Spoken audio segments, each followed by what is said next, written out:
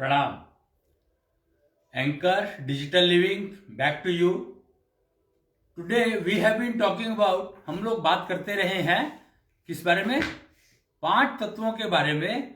और इंसान एक ना थ्योरी ऑफ रिलेटिविटी तो आपने सुना ही होगा, आइंस्टीन की दी हुई। तो वो theory of relativity was all about physical concepts. मैं आज बात करूंगा concept of relativity. Concept of relativity अगर आप समझ लोगे या समझने की कोशिश करेंगे तो मेरे ख्याल से ये आपके लिए तो एक बहुत ही एक नया होराइजन खुल जाएगा, एक नया रास्ता खुल जाएगा, एक नई दिशा दिखाई देगी कि रिलेटिविटी, कॉन्सेप्ट ऑफ रिलेटिविटी भी कुछ हो सकता है। थ्योरी ऑफ रिलेटिविटी बहुत पुराना सब्जेक्ट हो गया और बहुत ही इसके ऊपर बहुत सारी चर्चाएं हुई हैं, बहुत कुछ हुआ है। मैं उस डिटेल में जा नहीं रहा हूं क्योंकि थ्योरी ऑफ रिलेटिविटी क्या थी, फिजिक्स से रिलेटेड। हम बात कर रहे हैं 5 तत्वों की। तो 5 तत्वों की जब बात करते हैं हम लोग, तो 5 तत्वों के हिसाब से मेंटल एफिशिएंसी, जब हम 5 तत्वों की बात करते हैं तो हम मेंटल एफिशिएंसी की बात करते हैं। और जब हम कन्वेंशनल उसकी बात करते हैं तो हम लोग क्या करते हैं? फिजिकल उसकी बात करते हैं, फिजिकल एफिशिएंसी की बात करते हैं। ज्यादातर जो अभी भी थ्योरीज जो चल रही हैं, मैक्सिमम थ्योरीज जैसे लॉ ऑफ न्यूटन एक्सेट्रा जो भी चल रहे हैं, वो सब फिजिकल एफिशिएंसी के बारे में, फिजिकल अंडरस्टैंडिंग के बारे में चल रहे हैं। बट हम लोग जब 5 तत्वों की बात करते हैं तो 5 तत्वों में तो फिजिकल तो कोई आता ही नहीं है। 5 तत्वों में फिजिकल है ही नहीं कुछ भी। Can you imagine what I am talking? कि 5 तत्वों की जब बात करते हैं तो वो फिजिकल है ही नहीं कुछ भी, सारा फिजियो वर्चुअल है। हाँ, फिजियो वर्चुअल है, physio virtual, physical and imaginary. 3 world हो गए, 3 ग्लोब की बात कर रहे हैं। Conventional living, physical efficiency, we are talking of everything physical, जिसमें हम लोग अग्नि की बात नहीं करते, प्रकाश की बात करते हैं। हम लोग वायु की बात नहीं करते, हम लोग हवा की बात करते हैं। हम लोग आकाश की बात नहीं करते, हम लोग आसमान की बात करते हैं। हम लोग जल की बात करते हैं। हम लोग जल की बात करते हैं क्या? नहीं, हम लोग जल की बात नहीं करते, हम लोग पानी की बात करते हैं। जल और पानी में बहुत फर्क है। हम लोग हवा की बात करते हैं, वायु की नहीं करते हैं।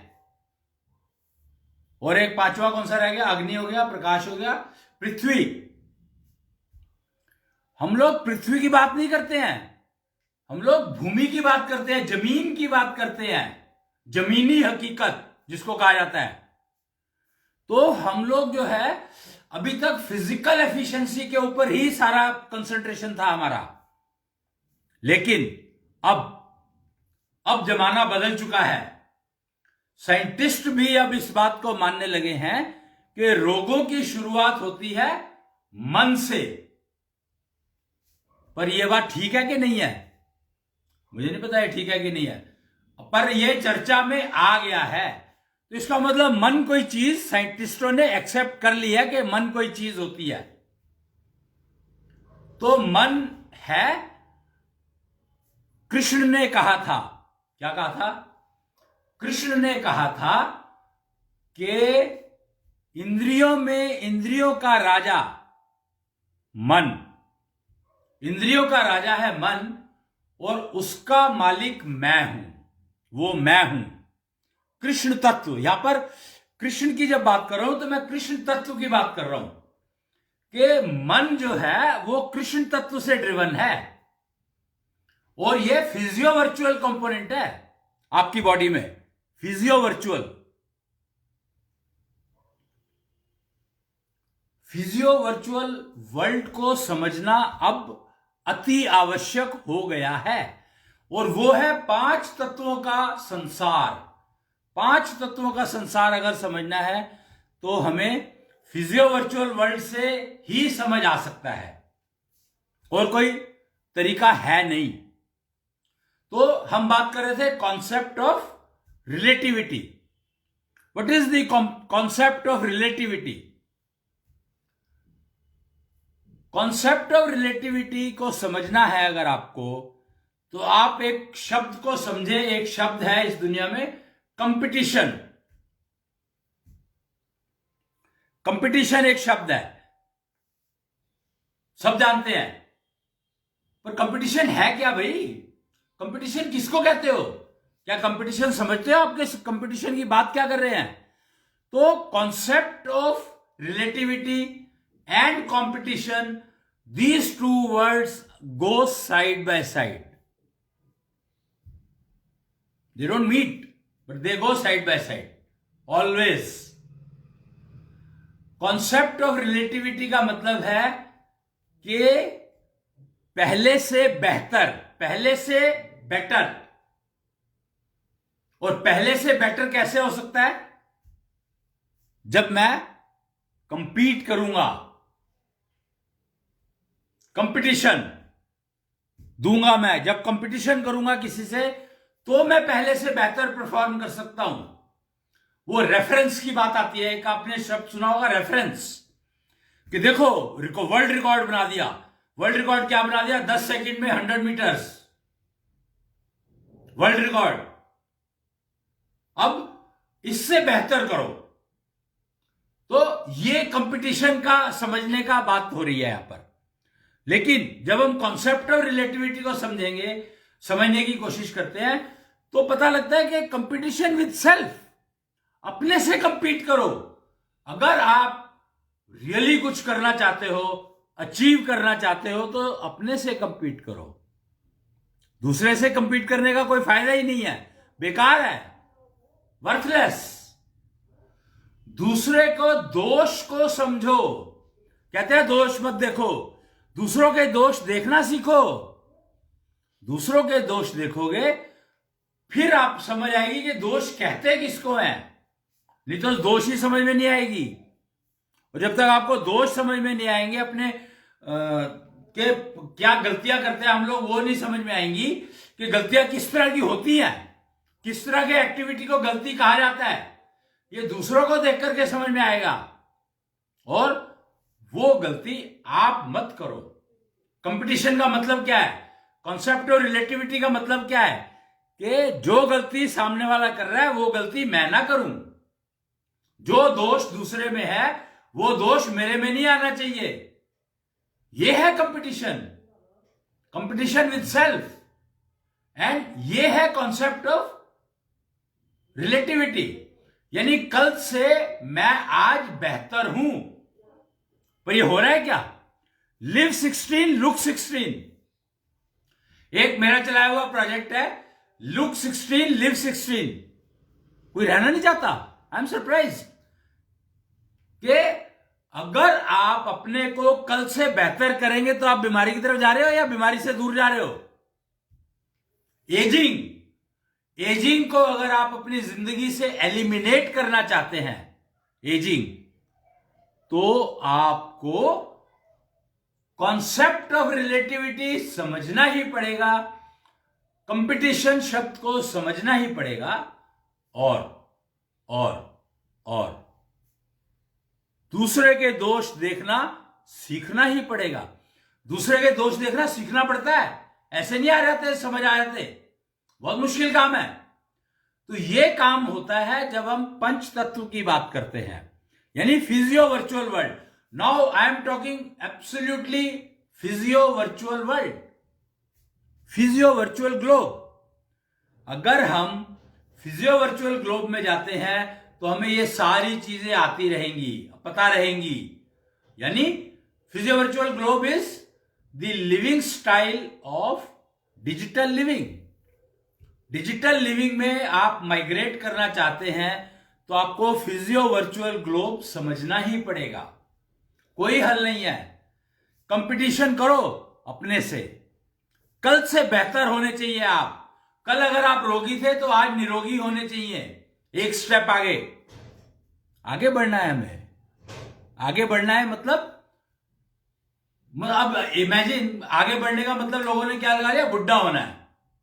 तो कन्वेंशनल लिविंग में रहोगे तो बुढ़ा भी रहोगे, बीमार भी रहोगे और कष्ट में रहोगे, क्योंकि दूसरे से कंपीट करने की कोशिश कर रहे हो, दूसरे जेंडर से कंपीट करने की कोशिश कर रहे हो, जो कि पॉसिबल ही नहीं है, प्रैक्टिकली नॉट पॉसिबल। हम क्या कर रहे हैं कि अब चलो फीमेल बन के देखते हैं। मेल कोशिश कर रहा है कि मैं फीमेल बन के देखूं, फीमेल चाहती है मैं मेल बन के देखूं, उससे होगा क्या? कंपीट करो अपने से। अगर आप लुक 16 लिव 16 अपनी लाइफ में उतारना चाहते हो तो आपको फिजियो वर्चुअल ग्लोब समझना होगा। Physio virtual globe of 24 molecules, physio virtual globe of 5 तत्व, फिजियो वर्चुअल ग्लोब ऑफ पंच महाभूत, फिजियो वर्चुअल ग्लोब ऑफ पंचभूत। इमेजिन, मतलब what I am talking, physio virtual, how big is physio virtual globe? Physio virtual globe कितना बड़ा है? अगर आप उसको देखेंगे, समझने की कोशिश करेंगे तो आपको दिखेगा कि फिजिकल वर्ल्ड जो है वो 5 बीज पर आधारित है, 5 सीड्स। किसी में 4 होते हैं, किसी में 3 होते हैं, पर 5 मैक्सिमम, इंसान में 5 होते हैं, 5 सीड्स। लेकिन जब हम फिजियो वर्चुअल की बात करते हैं तो उसमें कितने सारे हो गए? 24 मॉलिक्यूल, पंच तत्व, पंचभूत, पंच महाभूत।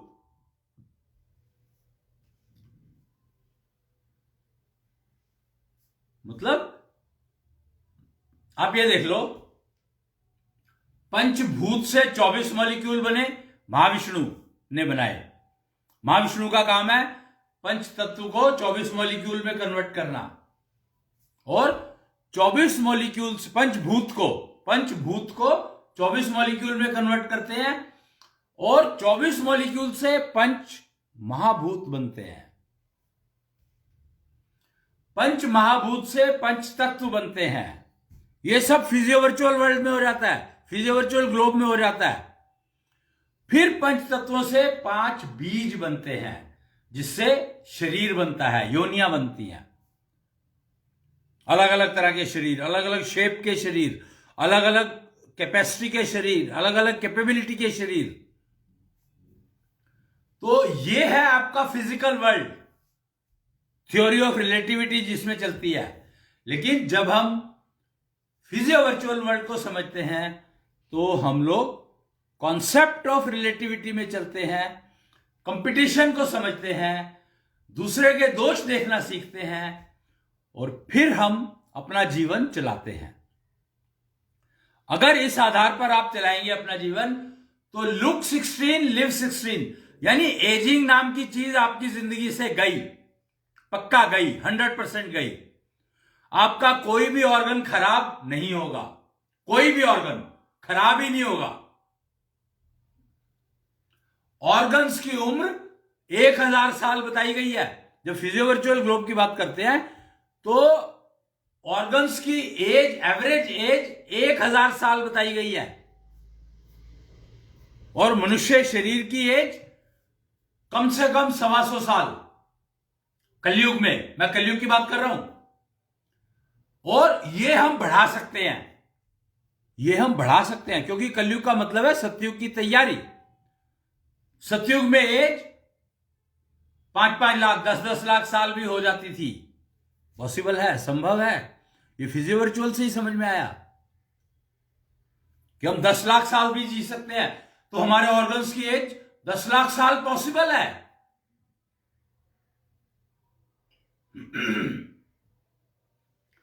ये 10 लाख साल एज शरीर की, एज ऑर्गन्स की संभव है, पर संभव तभी होगी जब आपके कर्म, जो कर्मफल आप कमाते हैं, वो आपने ठीक दिशा में कमाए हैं, ठीक दिशा में कमाए हैं।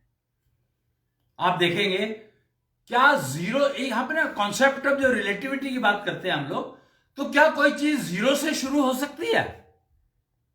तो यहां पर यह बात बहुत समझने वाली बात है कि जीरो इतना पावरफुल है, हर चीज को अपने साथ अपने अंदर खींच लेता है।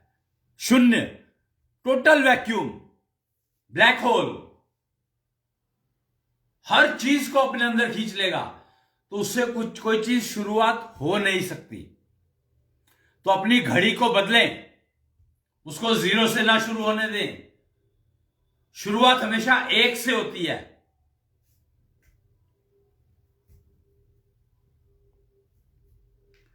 एक से अगर शुरुआत करोगे तो 10 तक पहुंच सकते हो, लेकिन अगर शून्य से शुरुआत करोगे तो एक तक पहुंचोगे ही नहीं, कभी भी सवाल ही नहीं उठता। यह है कंपटीशन, यह है कॉन्सेप्ट ऑफ रिलेटिविटी, कि जीरो से कोई चीज शुरू ही नहीं हो सकती, बल्कि कोई भी चीज शुरू होने की कोशिश भी नहीं कर सकती, क्योंकि वो ब्लैक होल है, वैक्यूम है, हर चीज को अपने अंदर खींचता है वो, तो शुरू होने ही नहीं देगा किसी चीज को। शुरुआत हमेशा एक से होती है, और वो एक अपने आप को इंप्रूव करता जाता है। एक सूर्य है, और एक सूर्य मिलकर के दो बनता है। एक के साथ एक का योग की बात नहीं कर रहा हूं मैं, यहां पे जोड़ रहा हूं, अपनी ताकत को जोड़ रहा हूं। और वो है चंद्रमा, यानी चंद्रमा में दो सूर्य की शक्ति है। Can you imagine? Can you imagine? Moon, आपका चंद्रमा जो है सूर्य से 2 गुना ज्यादा शक्तिशाली है। इसीलिए सूर्य हमेशा अकेला चलता है, और चंद्रमा जो है सबको साथ लेकर के चलता है। सबका साथ, सबका विकास, सबके साथ सबका विकास, सबका साथ, सबके साथ सबका साथ, सबका विकास, सबके विकास के लिए। तो चंद्रमा में 2 सूर्य की शक्ति है। 3 गुरु, बृहस्पति कहा जाता है, यानी 3 सूर्य की शक्ति, यानी सूर्य की शक्ति और चंद्रमा की शक्ति मिलकर के गुरु बनता है। इसीलिए सूर्य को राजा कहा गया है, किंग, और चंद्रमा को राजा कहा गया है। लेकिन गुरु को राजा नहीं कहा गया, राजा के गुरु। तो 3 गुरु, जिसमें सूर्य की शक्ति भी हो और चंद्रमा की शक्ति भी हो, वही गुरु है कृष्ण। इसीलिए कृष्ण को कृष्णम वंदे जगत गुरु कहा जाता है, कहा गया है, क्योंकि कृष्ण चंद्रमा और सूर्य दोनों को, नारायण और चंद्रमा दोनों को मिलकर के बने हैं कृष्ण। जब क्रोध होता था तो सुदर्शन हाथ में आ जाता था। तो कृष्ण, इसीलिए कृष्ण गुरु जगत वंदे, कृष्णम वंदे जगत गुरु, इसीलिए कहा गया है। हालांकि कृष्ण कभी किसी के गुरु थे नहीं, सिर्फ बर्बरीक एक प्राणी थे जिन्होंने उनको गुरु माना था, और परिणाम आपके सामने है। गर्दन देनी पड़ी थी अपनी गुरु दक्षिणा के रूप में। गुरु दक्षिणा के रूप में रावण ने भी अपनी गर्दन दी थी, लेकिन रावण ने फीस के रूप में दी थी, और बर्बरीक ने गुरु को दक्षिणा के रूप में दी थी। गुरु दक्षिणा और फीस में फर्क समझने के लिए रावण और बर्बरीक को समझो। दोनों ने अपनी गर्दन दी थी, लेकिन रावण ने फीस के रूप में दी थी ज्ञान सीखने के लिए, और बर्बरीक ज्ञान सीखने के बाद गर्दन दी थी। गुरु दक्षिणा उसी को कहते हैं। ज्ञान सीखने के लिए जो जा रहे हो आप, तो फीस दे रहे हो, गुरु दक्षिणा नहीं है वो। ज्ञान सीखने के बाद जो देते हो वो गुरु दक्षिणा है। तो पांडवों ने और कौरवों ने गुरु द्रोणाचार्य को फीस दी थी, गुरु दक्षिणा नहीं दी। गुरु दक्षिणा एकलव्य ने दी थी। आप सोचो कि लोग कहते हैं कि एकलव्य का अंगूठा कटवा लिया गुरु द्रोणाचार्य ने, जबकि एकलव्य कितने समझदार थे, उन्होंने गुरु दक्षिणा दी थी। गुरु दक्षिणा और फीस में फर्क समझना है तो फिजियो वर्चुअल वर्ल्ड को समझो तो आपको पता लगेगा कि एकलव्य इतना महान हो कैसे गया।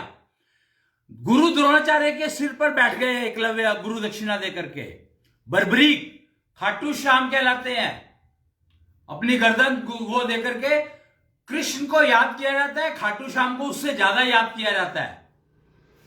गुरु दक्षिणा का मतलब आप समझो, गुरु दक्षिणा का मतलब क्या होता है? फीस दी जाती है ज्ञान सीखने के लिए और गुरु दक्षिणा दी जाती है ज्ञान सीखने के बाद। दोनों एग्जाम्पल है। एकलव्य ने अपना अंगूठा दिया गुरु दक्षिणा के रूप में, फीस के रूप में नहीं, क्योंकि ज्ञान वो सीख चुके थे। ऐसे ही बर्बरीक ने अपनी गर्दन दी गुरु दक्षिणा के रूप में, फीस के रूप में नहीं, क्योंकि ज्ञान वो सीख चुके थे। तो ये दोनों चीजें समझने की बात है और ये फिजियो वर्चुअल वर्ल्ड से ही समझ आएगी, कॉन्सेप्ट ऑफ रिलेटिविटी से ही समझ आएगी, कंपटीशन से ही समझ में आएगी, फिजियो वर्चुअल वर्ल्ड से समझ में आएगी। और कोई रास्ता है नहीं। Live 16 look 16। एजिंग के कारण कष्ट आते हैं तो हम कष्ट में क्यों रहें? आपने कभी सवाल किया कि हम कष्ट में क्यों रहें? करोगे किससे? किससे करोगे? एक ही जवाब आएगा, गीता का ज्ञान, कि आपने कमाया है कष्ट। पर मैं एश्योरेंस देता हूं आपको कि आप कष्ट मुक्त जीवन बढ़िया जी सकते हो, चाहे आपने जैसा भी कमाया हो। अब ठीक कर सकते हो उसको। कष्ट आएंगे पर आपको डिस्टर्ब नहीं करेंगे। वो रास्ता मैं दिखा सकता हूं आपको, फिजियो वर्चुअल वर्ल्ड का ग्लोब, फिजियो वर्चुअल रास्ता, फिजियो वर्चुअल ग्लोब का रास्ता, डिजिटल लिविंग का रास्ता मैं सिखा सकता हूं आपको। कोई भी निश्चल मंदिर में चले जाए, वहां से सीख सकते हैं। निश्चल मंदिर लगे हुए हैं जगह जगह पर। तो लुक 16 लिव 16 का मतलब है कष्ट मुक्त जीवन और कष्ट मुक्त मृत्यु, कष्टहीन मृत्यु। Absolute terms I am talking. Physio virtual में एब्सोल्यूट टर्म्स में बात होती है। Concept of relativity in absolute terms. ये पॉसिबल है, ये संभव है, ये होगा, ये हो सकता है, प्रोवाइडेड आप पूजा ठीक से करें। पूजा यानी प्रोसीजर्स को अनडन करने के लिए, जो आपके कर्मफल हैं खराब वाले, उनको अनडन करने के लिए प्रोसीजर्स ठीक से अडॉप्ट करें और सीखें उन प्रोसीजर्स को। ऐसे नहीं कि प्रोसीजर अडॉप्ट अपने मर्जी से कर लिया आपने और फिर गलत ठीक करते रहे। जैसे प्राणायाम को समझे, स्वामी रामदेव जी प्राणायाम सिखाते हैं। प्राणायाम को समझे। अगर प्राणायाम आप सीख रहे हो, बिना सीखे करते हो, तो आपको नुकसान होने के चांसेस बहुत ज्यादा हैं। प्राणायाम सीखना एक बहुत टेढ़ा काम है, बहुत मुश्किल काम है। बिना गुरु के, बिना गाइड के प्राणायाम सीखा नहीं जा सकता, अभ्यास किया नहीं जा सकता। गलत है, नुकसान होगा, पक्की बात है। आप स्वामी जी से पूछ सकते हैं, किसी से भी पूछ सकते हैं, योगाचार्य जो प्राणायाम कराते हैं। बात योगा की, योगासन पोस्चर कहते हैं। आप गलत पोस्चर में बैठ गए तो योगासन भी अगर आप ठीक नहीं सीखेंगे तो गलत करेंगे तो उसका भी नुकसान होगा आपको। कहते हैं कि योगासन का कोई साइड इफेक्ट नहीं होता। अरे आप गलत करोगे तो साइड इफेक्ट क्यों नहीं होगा भाई? आप गलत पोस्चर में बैठोगे तो भुगतोगे ना। जबकि योगासन में हर तरह का पोस्चर वैलिड है, हर तरह का पोस्चर, जैसे मर्जी बैठ जाओ। हर तरह का पोस्चर योगा में वैलिड है, पर कंडीशंस हैं, कंडीशंस हैं।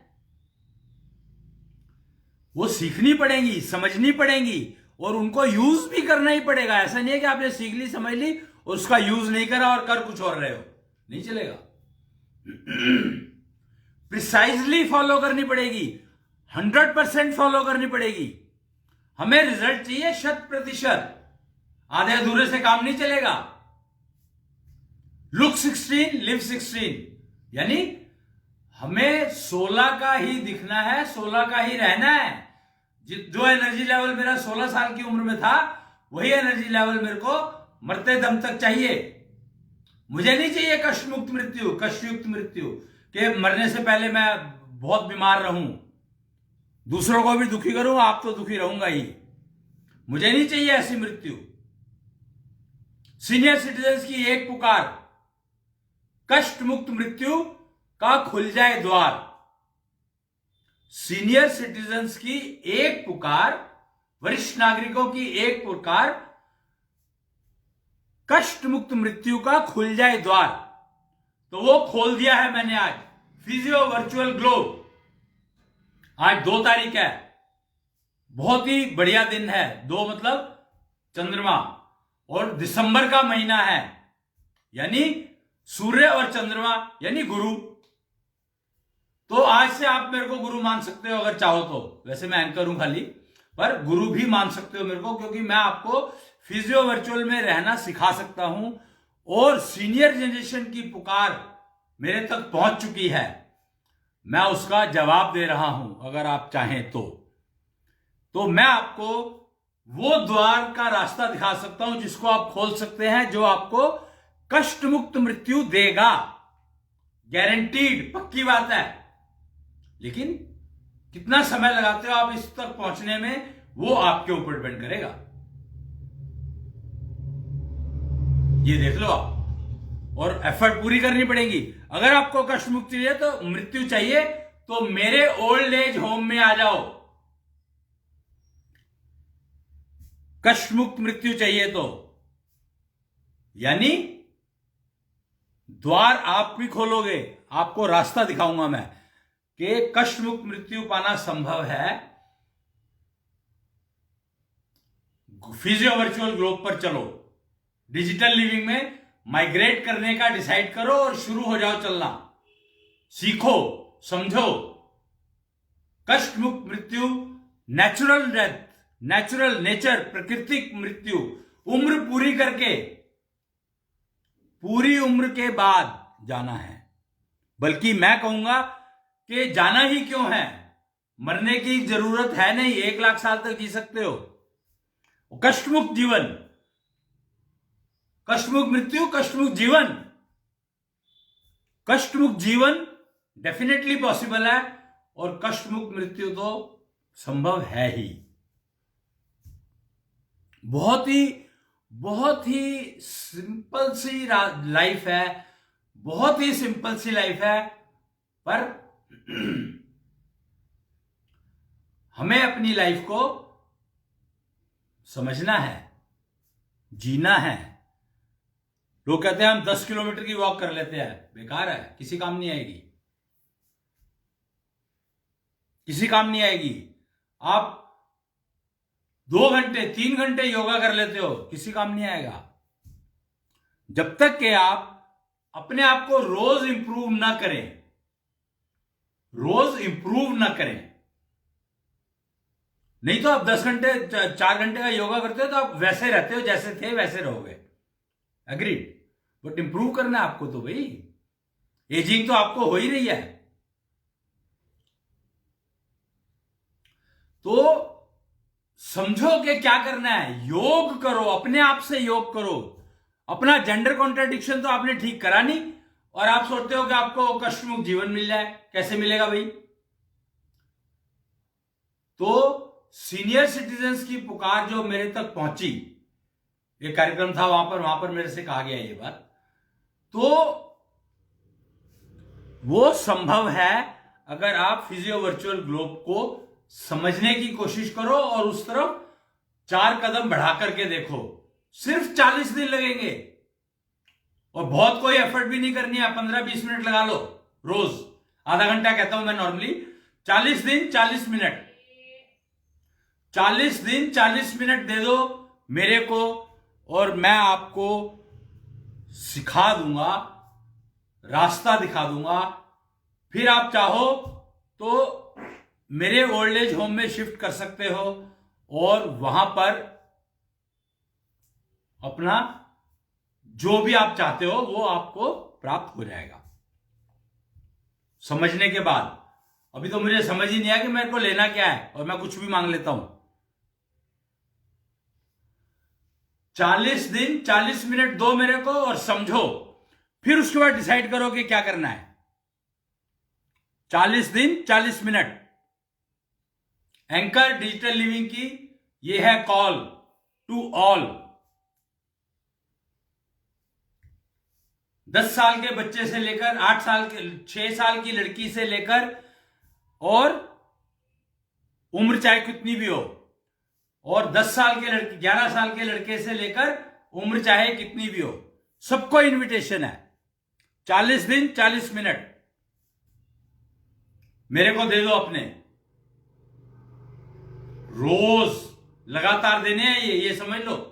अगर लगातार दे सकते हो तभी आना।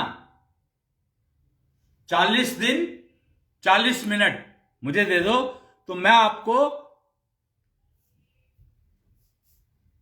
कुछ अभ्यास करवाऊंगा जो आपको डिसीजन लेने में हेल्प करेगा, डिसीजन लेने में मदद करेगा कि क्या आपको उस रास्ते पर चलना है जिसका द्वार कष्ट मुक्त जीवन देता हो और कष्ट मुक्त मृत्यु तक ले जाता हो। 40 दिन 40 मिनट डिजिटल लिविंग एंकर को दे दो, और फिर डिसाइड करो कि उसके ओल्ड एज होम में जाना है या नहीं जाना है। डिसाइड आप करोगे, लेकिन डिसीजन लेने की कैपेबिलिटी मैं आपको दूंगा 40 दिन 40 मिनट देकर के। आप मेरे को ये टाइम देंगे और मैं आपको वो कैपेबिलिटी दूंगा जिससे आप डिसाइड कर सके कि आपको क्या करना है। तो आज के लिए इतना ही। 2 दिसंबर थी और मेरे को ये मैसेज देना था। दिसंबर का महीना आखिरी महीना होता है जिसमें सूर्य दिशा बदलता है। आपको पता है दिसंबर इंपॉर्टेंट क्यों है? आपको पता है दिसंबर इंपॉर्टेंट क्यों है? दिसंबर इसलिए इंपॉर्टेंट है कि दिसंबर में दिशा, सूर्य दिशा बदलता है।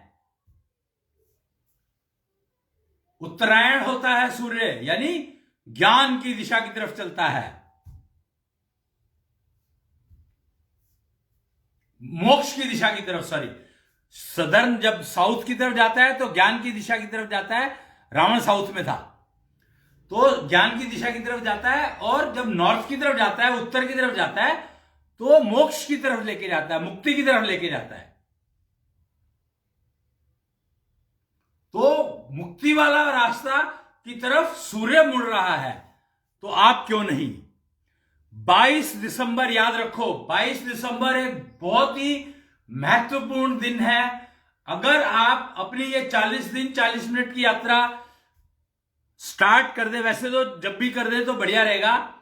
12 दिसंबर भी अच्छा दिन है, उस दिन कर सकते हैं, लेकिन 22 दिसंबर तक अगर आप रजिस्ट्रेशन करा लें तो इस उत्तरायण का फायदा उठा सकते हैं। अगर आप 22 दिसंबर तक रजिस्ट्रेशन करवा लें तो आप उठा सकते हैं, तो आप फायदा उठा सकते हैं इस उत्तरायण में जाने का। 22 दिसंबर तक रजिस्ट्रेशन करा ले तो, क्योंकि 22 दिसंबर से शुरू करा जाएगा, और यह प्रोग्राम ऑनलाइन भी रहेगा, ऑफलाइन भी रहेगा, और इसके कुछ चार्जेस होंगे, ये आप पता कर सकते हैं। ई स्क्वायर फिजियो वर्चुअल सॉल्यूशंस एक संस्था है जो इसके बारे में आपको रजिस्ट्रेशन आप वहां पर करवा सकते हैं। कुछ चार्जेस वार्जेस वो बता देगी। E square physio virtual online offline दोनों तरह की संभावनाएं हैं। आप देखें, पर ऑफलाइन ज्यादा जगह पर नहीं हो सकता। ऑफलाइन जो है मेरे हिसाब से दिल्ली में तो डेफिनेटली संभव है। उसके अलावा ये सेशन चलाएंगे हम, मतलब कंटिन्यूस चलेंगे। तो पहले 40 दिन का जो प्रोग्राम है जो 22 दिसंबर से शुरू होगा वो दिल्ली में होगा। जो अभी तक का विचार है, वैसे पता लग जाएगा, उसका बता देंगे ऑफलाइन। पर ऑनलाइन तो 22 दिसंबर से शुरू हो ही जाएगा। रजिस्ट्रेशन आप करवा सकते हैं चाहे तो, करवा लें वहां पे। जीएसटी उस पर एप्लीकेबल है या नहीं है, ये आपको वो ई स्क्वायर फिजियो वर्चुअल वाले ही बताएंगे। तो आप E square physio virtual solutions search कर लें नेट के ऊपर, तो आपको कुछ मिल जाएगा। एमएसएमई है ये एक, तो आपको जानकारी वहां से मिल जाएगी। ये अभी शुरू करा गया है, ये अब शुरू कर रहे हैं इसको, दिसंबर आज डिक्लेयर किया है ये मैंने, क्योंकि सीनियर सिटीजन की जो पुकार आई थी मेरे पास, वो आई थी पिछले महीने नवंबर में गौशाला में, और तो उसके ऊपर विचार करके फिर मैंने आज ये डिक्लेयर किया। आज मैंने वो सारा सिस्टम समझ के बना करके, और आज मैं अनाउंस कर रहा हूं 40 मिनट 40 दिन मेरे को देने हैं आपको, और मैं आपको उस डिसीजन मेकिंग तक ले जाऊंगा कि आपको मेरा ओल्ड एज होम ज्वाइन करना है कि नहीं करना है। और ये ओल्ड एज होम परफेक्ट है, और कॉन्सेप्ट ओल्ड एज होम का बिल्कुल बदल दिया गया है। ओल्ड एज होम का कॉन्सेप्ट बदल दिया मैंने एब्सोल्यूट टर्म्स में। और आप सोचोगे कि आपकी सेवा करने के लिए सारे, आप अपने आप को सीनियर सिटीजन कह रहे हैं, तो आपकी सेवा करने के लिए आपके सारे रिश्तेदार आपके पीछे भागेंगे, ये गारंटी भी देता हूं मैं। सारे रिलेटिव आपसे पूछेंगे कि आपने क्या किया, ये गारंटी मैं देता हूं। पर आप 40 मिनट दो मेरे को, 40 दिन लगातार रोज देने हैं। और बैच हम इसके 2 या 3 भी चला सकते हैं, शायद ऑनलाइन तो चला ही सकते हैं, ऑफलाइन का मुझे पता नहीं है। तो ये सारी डिटेल आपको ई स्क्वायर फिजियो वर्चुअल से पता लग जाएगी, ठीक है।